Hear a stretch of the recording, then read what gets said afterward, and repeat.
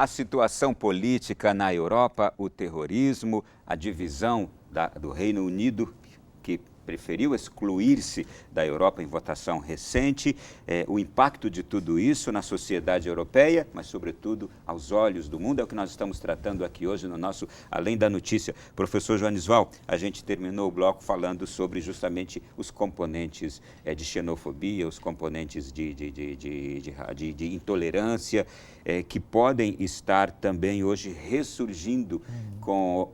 Hoje, a rejeição, por exemplo, do Reino Unido à pertença à União Europeia, sobretudo com essa questão da crise migratória que a gente vê hoje. Pode continuar aprofundando, que a gente já estava aqui caminhando nisso. Vamos lá.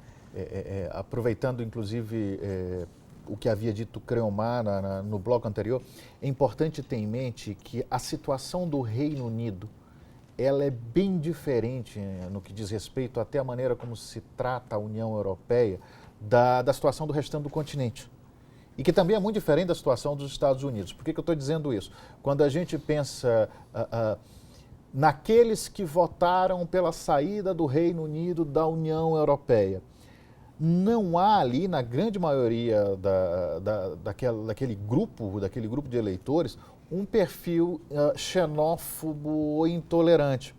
O que nós temos ali é uma perspectiva um pouco mais, não sei se o termo adequado seria dizer conservadora, mas no sentido de são pessoas geralmente que não têm nenhum contato, não têm grande contato com o estrangeiro, com o diferente. É aquele cidadão de 50 anos que viveu o tempo todo ali na terra dele, ele vê aquilo tudo se mudando, se transformando, e aí o que ele busca? Isso não seria xenofobia? Não. Xenofobia seria a rejeição ao estrangeiro, o ódio ao estrangeiro, ele atribui os problemas dele, os problemas inclusive pessoais dele ao estrangeiro. Não é o caso ali. A única coisa que ele está querendo dizer àquele eleitor que votou pela saída é que, olha, há 30 anos ou até 40 anos atrás, a Grã-Bretanha vivia muito bem ou vivia melhor sem fazer parte da União Europeia.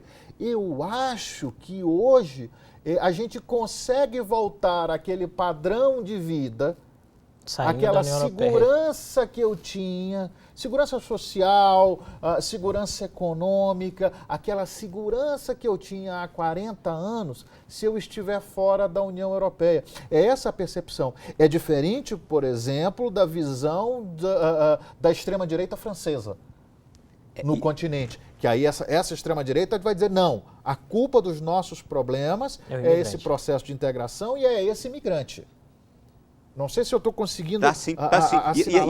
E agora eu quero saber justamente do peso desse componente xenófobo hoje no terrorismo, sobretudo que assola a França, que castiga a França.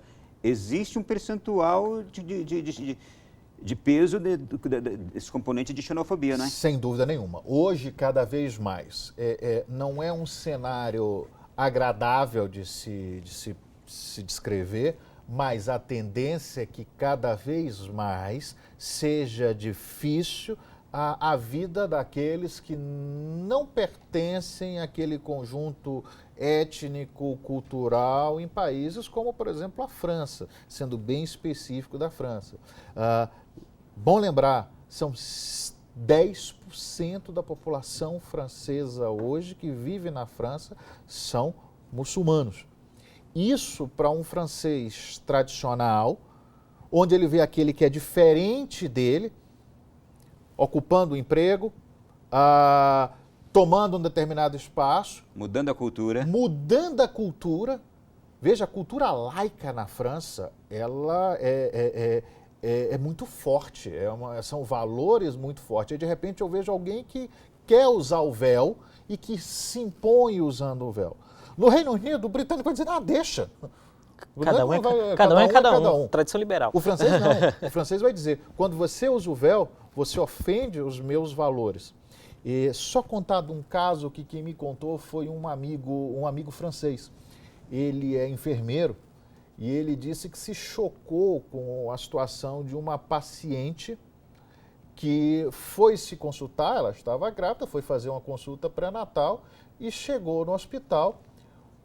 na hora de fazer o ultrassom, o médico, que era muçulmano, entregou para ela o ultrassom para que ela passasse, porque ele não queria tocar na mulher.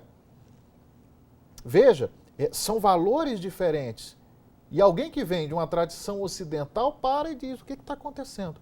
E é claro que eu estou falando de casos extremos. Não, diz o que está acontecendo, pô, e esse cara está no meu país. Exatamente. Fazendo isso. Exatamente. E isso estimula a xenofobia. Do mesmo modo que se estimula a xenofobia, quando a gente pensa na integração europeia, a vinda de pessoas que, ainda que sejam europeus, não estão familiarizados com a minha cultura. Um outro caso que foi me contado por esse amigo francês, a quantidade de médicos romenos na França hoje.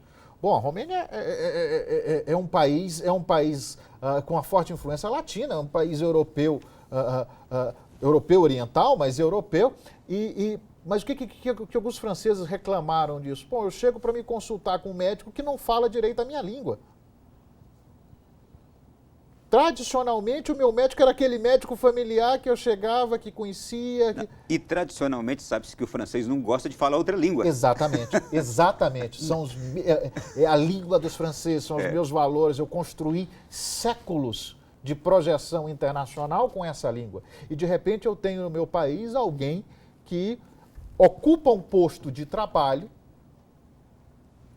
e não pertence aos meus. Então, a gente vê aí um conjunto de situações que vai levando a uma visão deturpada da presença do estrangeiro. É o estrangeiro tomando o meu emprego. Esse amigo, por exemplo, ele lembra, eu tenho um filho que é formado, não me lembro qual é a área do filho dele, está casado agora e a nora também tem graduação europeia, francesa típica, não tem emprego. E hoje, quando ela vai ter acesso ao seguro social, isso também está dividido, porque você tem que partilhar o seguro social com o restante da população. Tudo isso gera um imaginário de rejeição àquele que é diferente no meu país. Isso é muito ruim. É muito importante pegar essa fala do Joanisval agora e entender que essas conjunturas políticas, sociais, o lidar com o diferente é um enorme quebra-cabeças. Uhum. Né? E a dificuldade, ou melhor, a solução para esse quebra-cabeça é que os mecanismos de representação e a sociedade organizada consigam fazer com que as peças se encaixem. O que nós vemos hoje na Europa é que algumas peças não têm se encaixado. E elas não têm se encaixado não é porque elas não querem se encaixar. Elas não têm se encaixado é porque inconsistentemente no tempo, em algum sentido, aquele que recebeu a responsabilidade de organizar o jogo não tem conseguido fazer isso. Uhum. E aí, especificamente, a gente pode dizer que um dos grandes responsáveis pelo fato de que uma parte da população francesa hoje, que é de origem muçulmana, não se sentia incluída, é a própria sociedade francesa, que construiu um discurso que, de fato, ela não conseguiu resolver. Né? Isso quer dizer, a França é uma ideia, liberdade, igualdade e fraternidade. Então, sejamos realmente iguais, sejamos realmente livres e sejamos realmente fraternos. À medida que se falha nisso, você pode usar como estopim qualquer coisa. Lembremos, qual é a grande facilidade do terrorismo hoje como um elemento de ação discursiva? E aqui vou pedir licença para o Joanisval para falar um pouquinho de terrorismo, mesmo não sabendo tanto quanto ele. Né? Basicamente é o quê? Qualquer coisa é um estopim. Se você acorda um dia mal, sua mulher te abandonou, seus filhos te abandonaram, vai chegar alguém e falar, isso aconteceu porque você está sendo tratado como diferente. Então você deve efetivamente mostrar para essas pessoas que nós somos superiores, que é o que aconteceu nos atentados em Nice. O indivíduo que perdeu a esposa, perdeu o contato dos filhos, perdeu o emprego, de repente se viu posto aonde? Numa lógica na qual ele pensou, peraí, alguém disse, eu vi na internet, que se eu cometer um ato de barbárie, eu terei direito ao reino dos céus. Já que minha vida aqui na terra é um inferno, eu vou cometer esse ato de barbárie para ter direito ao céu. Então, qual é o grande dilema da Europa hoje? É construir elementos muito claros que deem o direito para as pessoas de serem elas mesmas. E à medida que elas sejam elas mesmas, isso quer dizer, num viés mais tradicional, num viés menos tradicional, elas possam viver as suas vidas bem. E nesse aspecto, por mais paradoxal que seja, o Reino Unido, que opta por sair da União Europeia, é mais avançado que a França, que está dentro da União Europeia. A ideia do Reino Unido é muito mais cosmopolita. Esse acidente eleitoral, que é o voto pela saída da União Europeia, não significa necessariamente que o Reino Unido seja pouco cosmopolita, muito ao contrário. O britânico é tradicionalmente, até se a gente for buscar na história, desde a Rainha Vitória para cá, o britânico é tradicionalmente mais apto a lidar com a diferença. A ideia de império britânico. A ideia de império britânico. Mas eu quero aproveitar que o nosso programa está avançando bastante e aproveitar os senhores aqui, quero fazer a seguinte pergunta que eu imagino que tanta gente gostaria de fazer. Ditadores, imperadores, impérios naquela mesma Europa se foram, se passaram. Chegou agora esse ISIS, esse Estado Islâmico que está aterrorizando com esses efeitos que a gente tem percebido. Inclusive com o componente da ideologia religiosa, eles fazem questão de se ligarem à questão religiosa. Quando e como é que esse Estado Islâmico poderá ser detido? Essa é uma pergunta que eu lhe diria que é uma pergunta de $1 milhão, porque é um elemento novo dentro de um contexto que nós chamamos, e hoje muitos já estão admitindo isso, do que a gente chama de guerra assimétrica. O que é isso?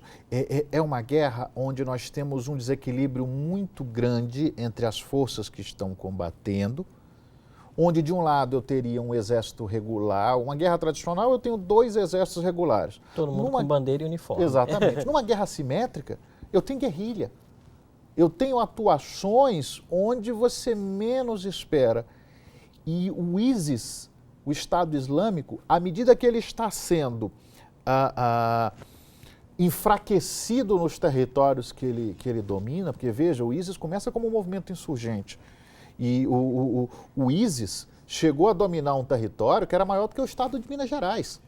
A gente não tem muita consciência disso. Com o governo estabelecido, moeda, imposto sendo cobrado, eles dominaram aquilo. À medida que eles vão sendo estrangulados ali, com regime de terror, com degolas públicas, com gente sendo jogada de cima de um prédio por ser homossexual, com assassinato de qualquer pessoa que fosse vista como diferente. Ou por ser cristão. Com assassinato de cristãos. Ninguém lembra da quantidade de cristãos que estão sendo massacrados em algumas regiões do globo por serem cristãos. Uhum. Mulheres escravizadas... Sim. Mulheres escravizadas, sendo abusadas sexualmente de maneira constante, como escravas sexuais. Agora, esse pessoal está sendo estrangulado no território em que eles controlam.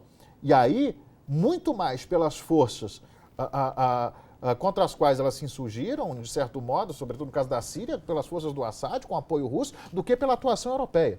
Os europeus não estão fazendo o que deveriam fazer adequadamente ali. Mas à medida que esse pessoal está sendo estrangulado ali, o que a gente percebe é como se eu estivesse apertando um monte de areia na mão. Vai soltando pelos dedos. Vai soltando.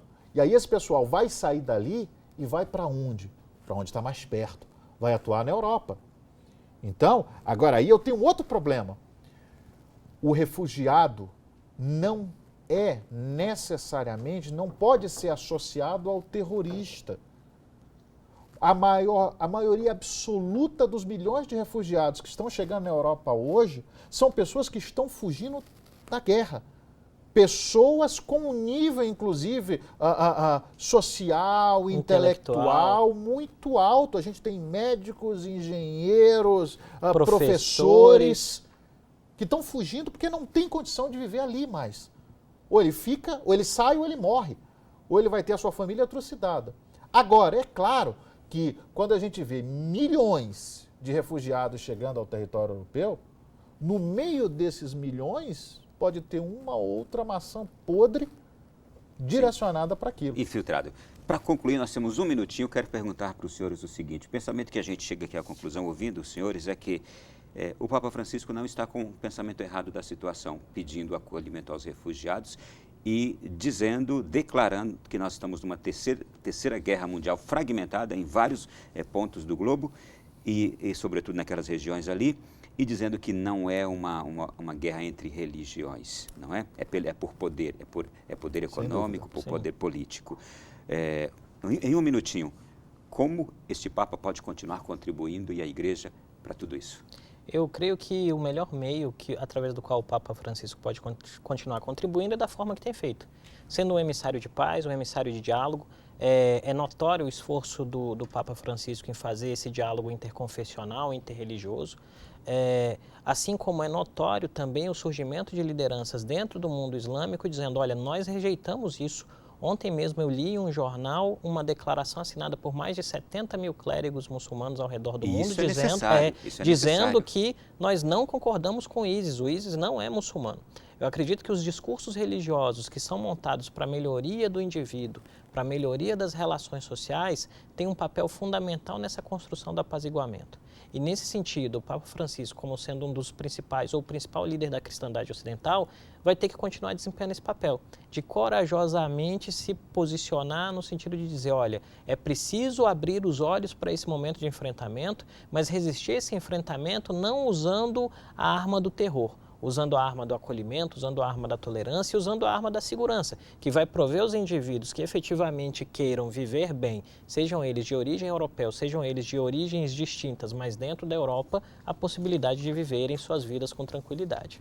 Concordo plenamente com o Creomar e não vou repetir o que ele disse, porque ele foi muito pontual, dois pontos. Você falou no Papa Francisco e você falou nessa terceira guerra que nós estaríamos vivendo. Eu não tenho como não associar o Papa Francisco no que diz respeito a esse movimento de resposta a esse terror islâmico, que é fundamentalista, não é o Islã todo, são 1,3 bi de muçulmanos no mundo, e é uma parcela muito pequena de radicais.